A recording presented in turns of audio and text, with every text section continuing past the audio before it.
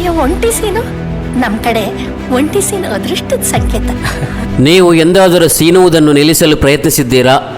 ಸೀನುವಾಗ ನಿಮ್ಮ ದೇಹದಲ್ಲಿ ಎಷ್ಟು ಒತ್ತಡ ಬೀಳುತ್ತೆ, ಸೀನುವುದನ್ನು ನಿಲ್ಲಿಸುವುದು ಎಷ್ಟು ಅಪಾಯಕಾರಿ ಗೊತ್ತಾ? ಯೋಚನೆ ಮಾಡಿ, ಸೀನುವಿಕೆಯು ನಿಮ್ಮ ದೇಹದಿಂದ ಕೊಳಕು ಮತ್ತು ಬ್ಯಾಕ್ಟೀರಿಯಾವನ್ನು ಹೊರಹಾಕುವ ಸೂಪರ್ ಹೀರೋ ಇದ್ದಂತೆ. ಆದರೆ ನೀವು ಅದನ್ನು ತಡೆದರೆ ಏನಾಗುತ್ತದೆ? ನೀವು ಸೀನುವಾಗ ನಿಮ್ಮ ಮೂಗು ಮತ್ತು ಬಾಯಿಯಿಂದ ಗಾಳಿಯು ಗಂಟೆಗೆ ಸುಮಾರು 160 ಕಿಲೋಮೀಟರ್ ವೇಗದಲ್ಲಿ ಬರುತ್ತದೆ. ಇದು ವೇಗದ ಕಾರಿಗೆ ಸಮ. ಮೊದಲ ಅಪಾಯ, ಕಿವಿಯ ಪರದೆಗಳು ಸಿಡಿಯಬಹುದು. ಸೀನುವಿಕೆಯನ್ನು ಹಿಡಿದಿಟ್ಟುಕೊಳ್ಳುವುದು ತುಂಬಾ ಒತ್ತಡವನ್ನು ಉಂಟುಮಾಡುತ್ತದೆ.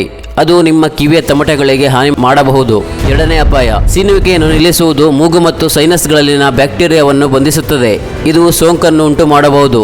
ಮೂರನೇ ಅಪಾಯ, ಆಸಕ್ತಿದಾಯಕ ವಿಷಯವೆಂದರೆ ಸೀನುವಿಕೆಯನ್ನು ನಿಲ್ಲಿಸುವುದರಿಂದ ನಿಮ್ಮ ಕಣ್ಣುಗಳು ಹೊರಬರುವುದಿಲ್ಲ.